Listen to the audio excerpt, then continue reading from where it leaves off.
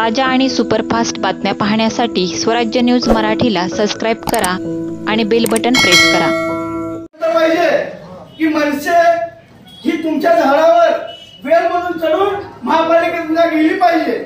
पहिले ही आमची शर्त आहे, कारण सन्माननीय राजसाहेब ठाकरे यांनी गुढीपाडव्याच्या मेळाव्यामध्ये देशाचे पंतप्रधान नरेंद्र मोदी साहेबांच्या खंबीर नेतृत्वाला प्रभावित होईल या महाराष्ट्राच्या हितासाठी, या देशाच्या हितासाठी त्यांनी 3 शर्त पाठिंबा दिलेला आहे।